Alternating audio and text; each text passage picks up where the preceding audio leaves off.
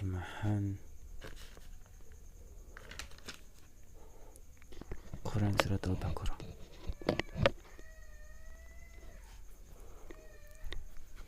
ayat ke-211 tentang hikmah diutusnya para rasul dan berbagai cobaan bagi para pengikutnya.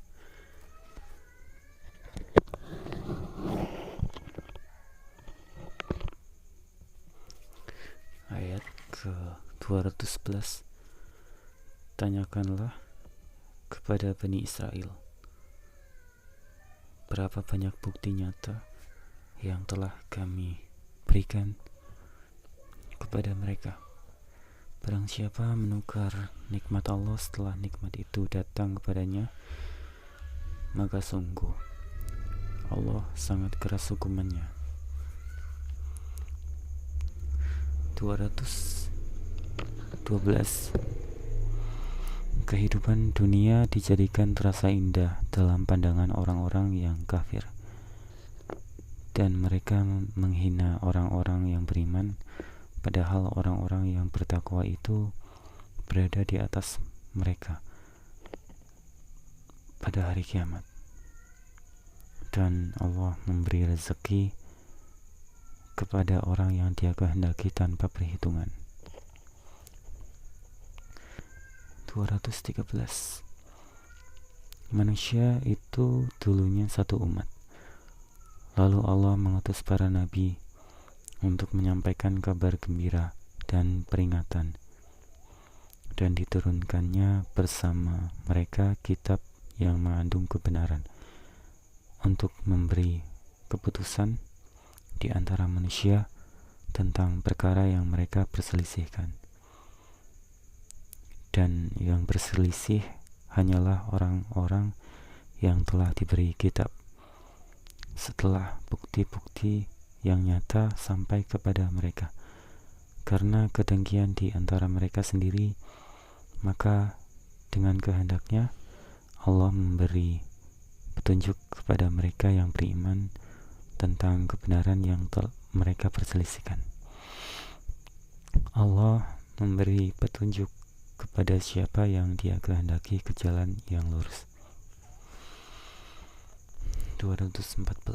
Ataukah kamu mengira bahwa kamu akan masuk surga, padahal belum datang kepadamu cobaan seperti yang dialami orang-orang terdahulu sebelum kamu? Mereka ditimpa kemelaratan, penderitaan, dan diguncang dengan berbagai cobaan, sehingga Rasul dan orang-orang yang beriman bersamanya berkata, kapankah datang pertolongan Allah? Ingatlah, sesungguhnya pertolongan Allah itu dekat. 215. Mereka bertanya kepadamu Muhammad tentang apa yang harus mereka infakkan. Katakanlah, harta apa saja yang kamu infakkan hendaknya diperuntukkan bagi kedua orang tua, kerabat, anak yatim, orang miskin, dan orang yang dalam perjalanan.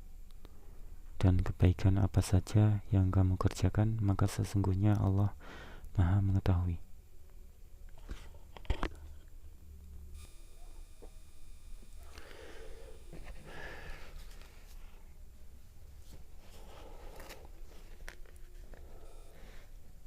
Ayat ke-216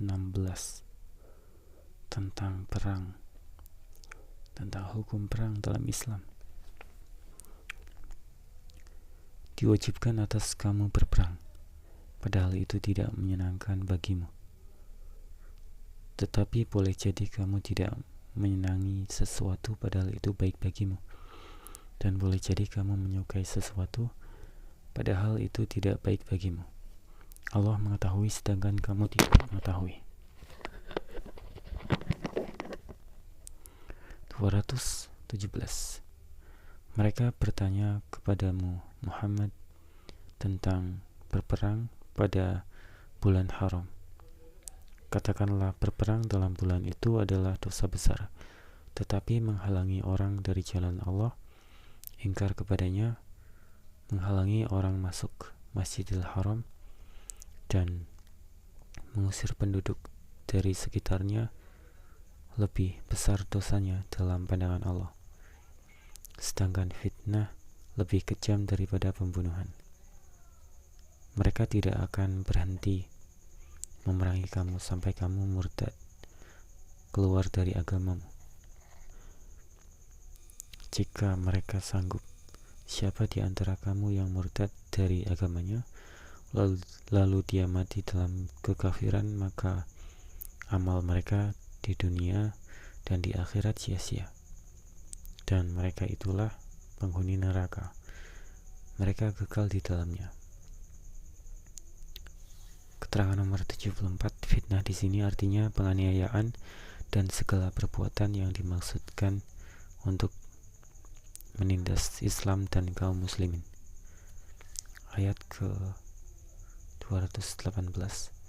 Sesungguhnya orang-orang yang beriman dan orang-orang yang berhijrah dan berjihad di jalan Allah, mereka itulah yang mengharapkan rahmat Allah. Allah Maha Pengampun, Maha Penyayang. 219. Mereka menanyakan kepadamu Muhammad tentang khamar dan judi. Katakanlah, pada keduanya terdapat dosa besar dan beberapa manfaat bagi manusia, tetapi dosanya lebih besar daripada manfaatnya.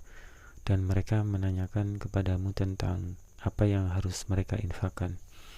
Katakanlah, kelebihan dari apa yang diperlukan. Demikianlah Allah menerangkan ayat-ayatnya kepadamu agar kamu memikirkan. Asbabun Nuzul ayat 219.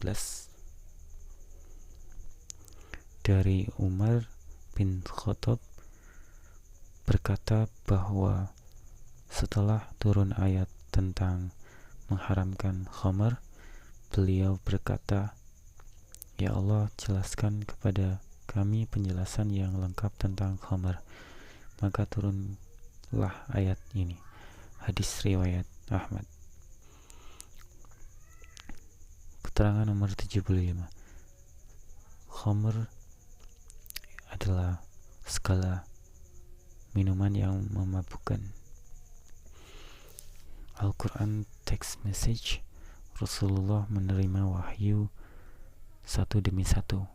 Ketika menerima satu wahyu, Rasulullah pasti segera menyampaikannya kepada para sahabat dan tidak lupa mengimbau mereka untuk mempelajari dan mengajarkannya kepada sahabat yang lain. Selain itu, beliau langsung memerintahkan para penulis atau pencatat wahyu untuk menuliskannya saat itu juga. Karena itu, sebelum Rasulullah wafat, semua wahyu Al-Quran telah tertulis. Para ulama bahkan meyakini bahwa penulisan wahyu merupakan salah satu kewajiban ketika itu.